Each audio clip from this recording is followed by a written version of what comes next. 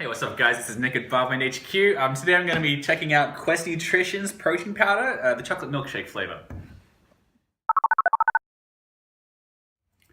So Quest Nutrition is based out of California and they're very well known for their tasty protein bars. I like the blueberry muffin flavor myself, but they also sell salty protein chips. They sell protein flour for baking. They sell some pasta as well, like low-carb pasta, and these cereal bars as well. They're very interested in what you can make with the protein powder, maybe a little bit more than the protein itself. Here you got recipes for chocolate walnut brownie and even chicken mole. But today I'm trying the protein powder itself mixed with water and milk to see how it tastes. Okay, so first I'm going to try it with 2% milk.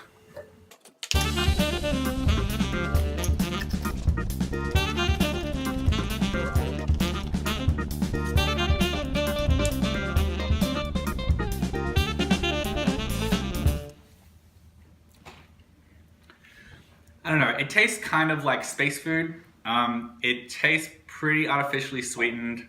Yeah, it's more of a, I don't know, yeah, it's a very artificially creamy sort of flavor. I wouldn't say it tastes creamy. It's not very strong, but it does leave a bit of like a residue of artificial sweetener in the mouth. It's not great. Okay, so let's see how it tastes with water.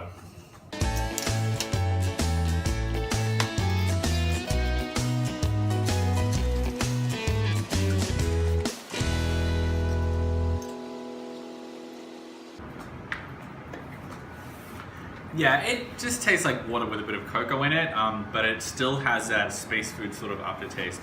I would say it tastes like a chocolate milkshake. In addition to that, it doesn't blend very well. I mean, once it's in the fluid, it blends quite well, but it gets stuck to the outside of the jar and the lid as well. So as far as taste and mixability, I wasn't very impressed. All right, so what's the nutrition like? Well, in one serve, it's 110 calories, and you get 23 grams of protein for that. So it's got a pretty good protein to calorie ratio.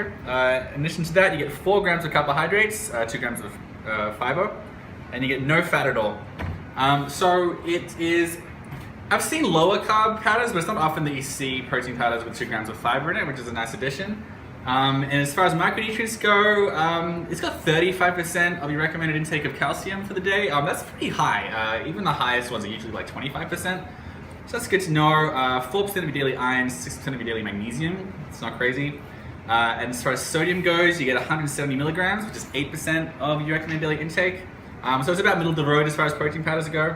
And 6% of your daily cholesterol, so pretty low in cholesterol too. Alright, so let's check out the ingredients. The first ingredient is, of course, a protein blend, and there are 3 kinds of protein, and it's a little bit unusual in that you get whey protein isolate, which is very, very low in calories, very high in protein. You get micellar casein, and then milk protein isolate. Milk protein isolate is basically just casein and whey put together.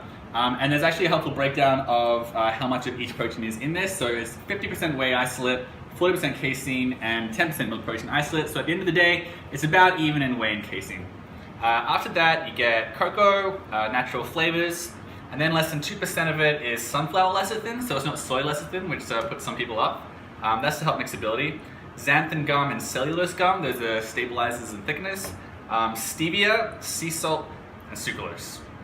So it's got some natural sweeteners. It's also got a bit of sucralose. It's also called Splenda. But on the plus side, for some people anyway, it's free of acesulfame potassium, it's free of soy, and it's free of gluten. Okay, so as far as price goes, this is the biggest size that we could find it in. It's 2 pounds. You can also buy them in like little sachets. So this is 2 pounds. It's about $40, and in this you get 29 servings. So that winds up at about $1.38 per serving, or 6 cents per gram of protein if you want to get very granular.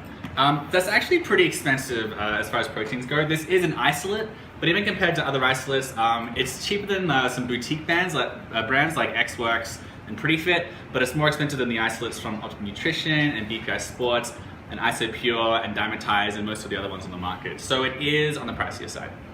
Okay, so what I liked about Quest protein powder is that it is, well, I mean, it's very low in fat, pretty flexible macros, so it's got a lot of protein for the carbs that it has. In addition to that, it apparently bakes very well, which I think is like the strong point of Quest protein powders. They're not very, very well known for like just being great shakes, but because of the protein blend, it bakes quite well, which is something that you might want to look into, and it comes with the recipe booklet as well. And to that, it has no soy, it has no gluten, it has no artificial flavors, well, it does have artificial sweeteners, And it's also free of controversial artificial sweeteners like acesulfate potassium, which a lot of people don't like. That said, it does have sucralose. Okay, so what I wasn't so crazy about the Quest is, I mean, first of all, it's pretty expensive. Secondly, it doesn't taste very good. You really taste like it's been artificially sweetened. Again, though, I think that might be because that's something you have to sacrifice for it to be easy to bake with. So depending on what you buy it for, that might be an acceptable sacrifice to you, since you're going to be like mixing it into other things that you could be baking with. Anyway, besides that, I also noticed that it doesn't have any digestive enzymes. So although it is fat-free, so it probably doesn't have much lactose, nonetheless, if you have a sensitive stomach and you have a bit of trouble digesting protein powders, they often cause a bit of flatulence for some people. This doesn't come with enzymes, so it might not be the protein for you. Okay, so those are my thoughts on Quest protein powder. For the full review, you can check out the link below at barben.com.